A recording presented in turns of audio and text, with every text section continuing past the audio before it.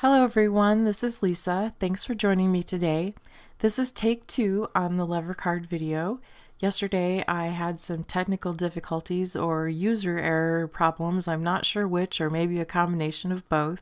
So we're going to try to do this again and see if we can't get it right. So what we're making today is a lever card. It is a fun fold card, and what happens is when you open the card, the front center of it swings open depending on which die you use, and you can use any die to do this. I've just chosen a simple square today to do this. So here is what it looks like partially open. You can see that the center square is swinging inward, and then in the next shot you'll see it fully open. There we go. And when you close it, it fits perfectly in an A2 envelope.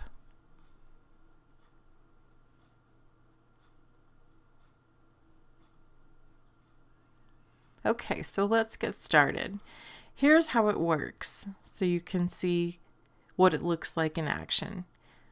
You just open it, and what a wow factor, right? I'm sure your recipient will be really surprised when they open that and it actually moves. So it's a really fun card, and surprisingly enough, it's easy to make.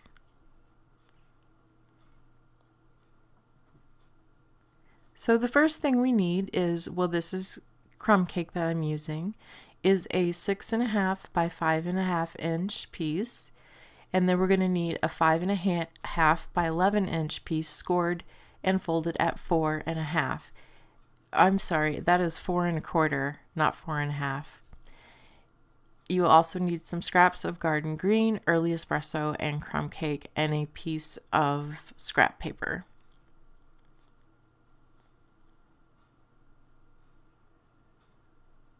I'll have the correct measurements on my blog.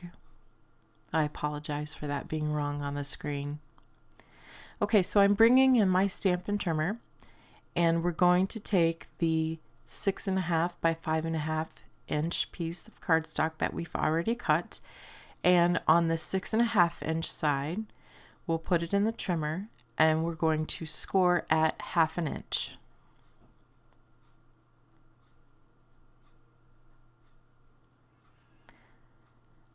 Okay, with that still in place, we're going to lift the arm on the trimmer, and we're going to come down to 1/2 inch and then score to 4 3/4. Now pay no mind to the numbers that I'm actually using, because I'm using the bottom of my trimmer so that you can see. Then flip it, score at 2.5, and then again at 4.5.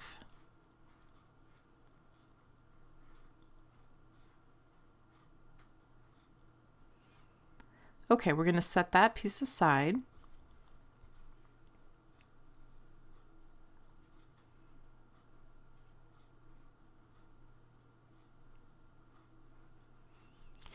I'm going to bring in my Big Shot platform, or magnetic platform, and look, I even got new plates out for you today. And these are the dies that we're going to be using. From the layering squares dies, we're going to be using the largest and second largest dies. This is what we'll use to create our frame around the square and to create the opening of the square. We're going to use the short coffee cup and the lid and the little oval and that thing that keeps you from burning your hands. I don't know what it's called. So I've sponged everything, and I'm going to add a line across the top of the lid just to create a little bit of depth and dimension. I'm using a ruler, and then I'm going to bring in my crumb cake marker, and with the fine tip point I'm just going to draw a line.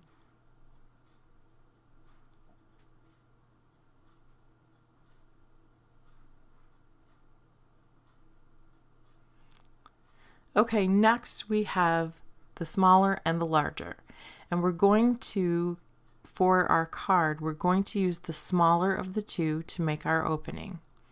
Now if you have problems getting things straight, which I do, you can take a ruler. This is a T ruler, which is very helpful. If you don't have one of these, I recommend getting one. And then just draw a line across there. and then we can erase that later. So putting this on the platform, I'm going to center my square. It's kind of important that you keep it as square as possible. So I'm looking at my line and then sort of eyeballing in between the score line and the edge of the cardstock.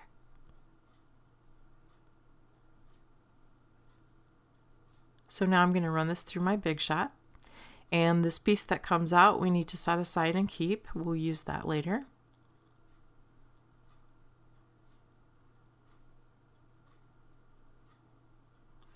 Next, I'm going to bring in the piece of garden green here, and I'm going to show you how to make the frame. So first you take the large frame, you put it in your Big Shot and run it through, and now you take the smaller frame and you lay it perfectly over the top of it.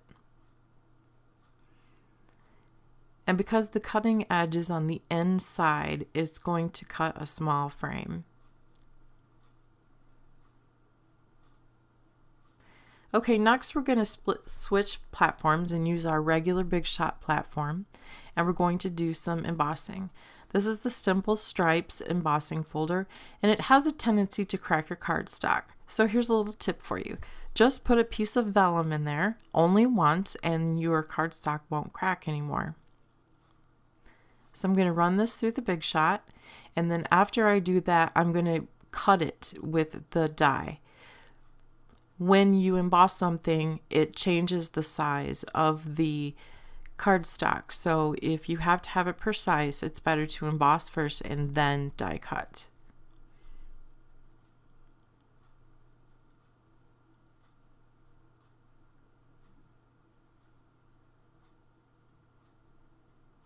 And for some reason, it's taking forever.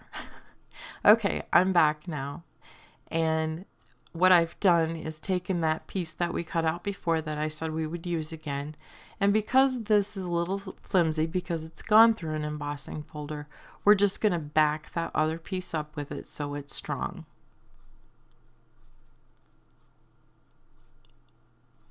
Okay, now that I've added our frame to the front, I've just used some glue, and I recommend using glue so that you can manipulate the frame around to get it just to where you want it. It just gives you a little extra time to finagle.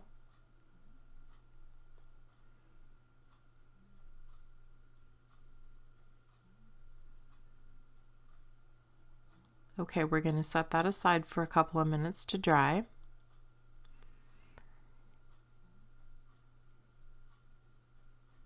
And next we're going to bring in our other piece. And remember how we cut that? What we're going to do is cut a couple of tabs.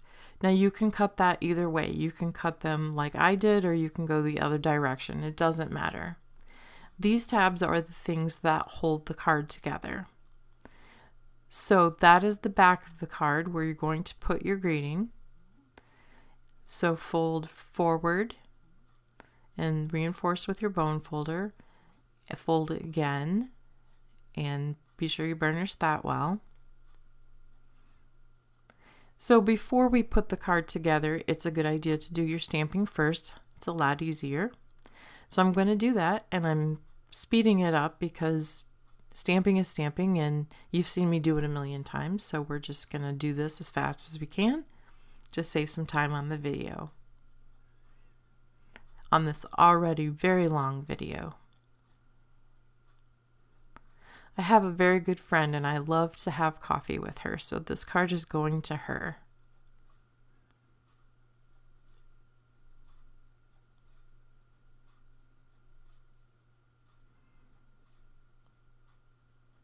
Okay, we'll set that aside, and now we're going to do some stamping on the front of our card. And I'm placing this piece down because I don't want to get any stamped images or ink on the back of my card. And I can't seem to get it straight, so I'm going to pull out some of my trusty craft tape and put it down. That way the paper won't move on me. And I'm just stamping the little coffee beans all over the front. Okay, now that that's done, we're going to put the card together. And I recommend using a strong adhesive like Fast Fuse, Tear and Tape, and even glue works fine. Snail is not strong enough, or glue stick, anything like that. You really need something strong. So you line that up with the back of your card, and then you fold that in just like you can see here. And then I'm bringing in a silicone mat. It's a regular mat, I've just cut it in half. And I'm adding some Fast Fuse here, some strong adhesive. Again, Tear and Tape works well too.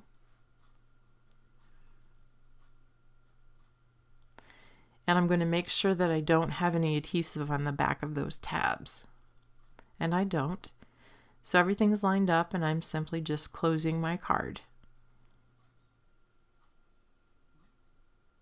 So the mechanism is complete. So all we have to do is decorate. See, there's our card. Okay, so I'm just finishing up putting our little cup together here.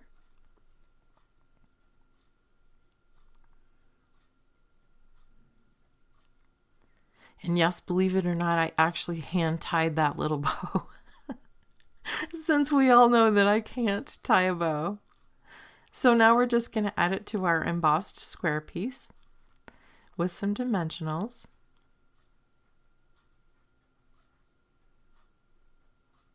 Everything looks better with dimensionals. Dimensionals make everything dimensional. So that's why they're so cool. Okay, so I'm just placing that down carefully, getting it straight. Okay, now we're only going to want to glue the one side, right where I'm pointing, because remember it's going to flip open. So I start off using some Fast Fuse, but I'm a woman and it's my prerogative to change my mind.